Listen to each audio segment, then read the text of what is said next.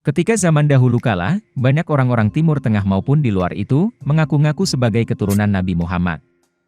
Hal ini terjadi terutama di negara Islam yang non-Arab, contohnya seperti negara kita ini, Indonesia. Ketika masa zaman emas perdagangan Indonesia melalui jalur maritim, banyak pedagang dari Timur Tengah datang ke Indonesia. Beberapa di antara mereka ada yang mengaku-ngaku sebagai keturunan Nabi Muhammad. Tingkat informasi dan pengetahuan masyarakat yang terbatas kala itu mengakibatkan masyarakat mudah percaya pada bualan orang-orang tidak bertanggung jawab tersebut. Asalkan berwajah Arab, pandai ilmu agama, dan bisa mengelabui masyarakat, maka sudah dipastikan masyarakat akan tertipu.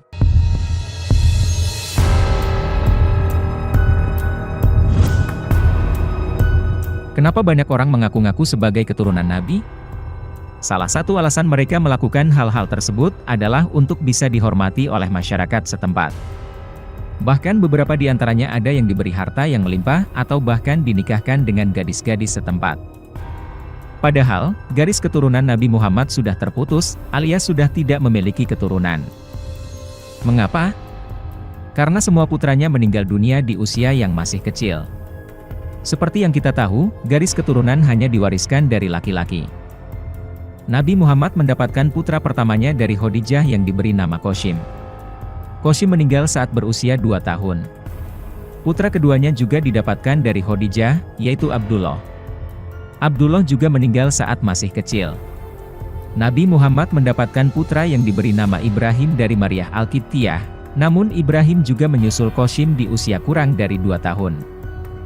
Anak-anak Nabi Muhammad yang berhasil hidup sampai usia dewasa, keseluruhannya berjenis kelamin perempuan, yaitu Zainab, Ruqayyah, Ummi Kultsum, dan Fatimah.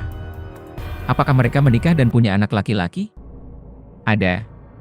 Putra mereka, yang tak lain adalah cucu-cucu dari Nabi Muhammad tersebut, juga hampir keseluruhan meninggal dunia di waktu balita, anak-anak, dan masih muda. Yang masih hidup pun, tidak ada dukungan sumber sejarah lengkap tentang sosok dan kehidupan anak-anak keturunannya. Seperti yang kita tahu, sejarah hanya menyoroti masalah politik Hasan dan berbagai konflik berdarah di zaman pasca meninggalnya Nabi Muhammad. Fenomena klaim-mengklaim tanpa dasar, sudah jadi pola umum para penggemar habaib. Mereka pikir, jadi keturunan Nabi menjamin martabat tinggi dunia akhirat. Padahal tidak sama sekali. Seperti dikabarkan Tuhan dalam surat Al-Baqarah ayat 124.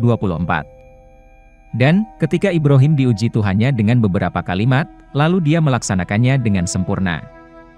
Dia berfirman, "Sesungguhnya aku menjadikan engkau sebagai pemimpin bagi seluruh manusia." Dia berkata, "Dan dari anak cucuku?" Allah berfirman, "Janjiku tidak berlaku bagi orang-orang dolim." Nabi Ibrahim yang meminta langsung pada Tuhan, untuk mengistimewakan anak cucunya saja ditolak setengah mentah oleh Tuhan. Secara implisit, Tuhan hendak berkata, bahwa keturunanmu juga bisa ada yang dolim. Sementara itu, Nabi Muhammad juga tidak meminta keistimewaan untuk anak cucunya. Jadi, kalau ada yang mengklaim keturunan Nabi, benar gak sih? Apakah sudah tes DNA? Mereka hanya menghubung-hubungkan saja secara budaya, tidak ada validasi DNA, atau penelitian ilmiah dan sebagainya. Dan budaya Arab, sebenarnya patrilineal. Jadi tidak tepat, jika memaksakan diri menghubung-hubungkan dengan Fatimah binti Muhammad. Sekalipun memang misalnya ada keturunan Nabi Muhammad dari Fatimah, tapi jika budaya Arab adalah patrilineal, maka secara tradisi akan mewarisi jalur dari Ali bin Abi Thalib. Herannya, mengapa ini terus dan tetap dihubung-hubungkan ke Nabi Muhammad? Padahal secara budaya patrilineal saja sangat rancu. Kalau seperti ini, kelihatan sekali maksa ingin jadi keturunan Nabi Muhammad.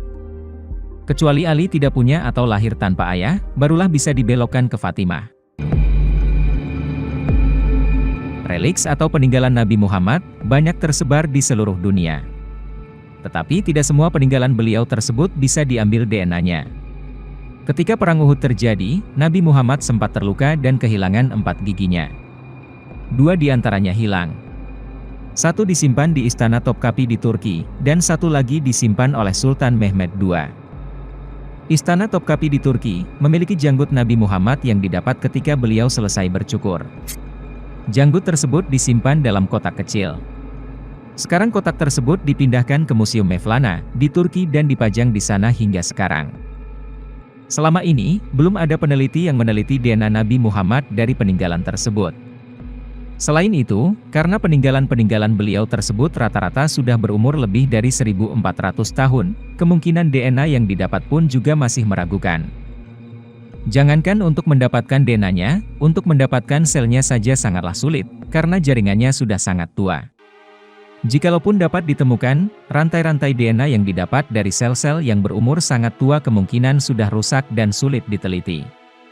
Mengingat banyaknya Habib palsu, semestinya tetap dites, daripada tidak sama sekali.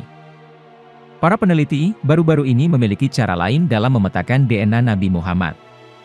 Caranya yaitu dengan memetakan y-DNA short tandem repeat dari keturunan Nabi Muhammad yang berada di zaman sekarang, untuk melihat mundur ke belakang. Y-DNA hanya terdapat di laki-laki saja. DNA dari para Habib, dikumpulkan dari seluruh dunia dan dilihat kesamaannya. Setelah itu, data DNA tersebut dicocokkan satu sama lain, sehingga nanti menjadi template tunggal untuk menentukan keaslian keturunan Nabi Muhammad. Dari data ini, saya tidak menemukan ada Habib dari Indonesia yang ikut tes DNA. Kelemahan dari teknik ini, adalah tidak bisa memetakan secara langsung DNA Nabi Muhammad. Pemetaan mundur ini hanya bisa dilakukan dengan melihat y-DNA, atau DNA dari nenek moyang laki-laki. Nabi Muhammad tidak memiliki anak laki-laki, tetapi beliau memiliki cucu laki-laki, sehingga DNA yang dipetakan akan mirip dengan cucu beliau, bukan dengan DNA beliau. Kemarin-kemarin, juga pernah ada kehebohan tentang hasil tes Najwa Shihab, yang jelas-jelas keturunan Habib.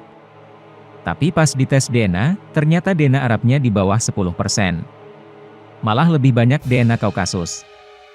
Sebagai penutup, setiap pandangan akan selalu menghasilkan dua kubu, setuju dan tidak setuju. Tidak apa untuk berbeda, asalkan kita tidak saling membenci. Kita harus menghormati dan menghargai, bukan hanya keturunan Nabi, melainkan semua orang, siapapun itu.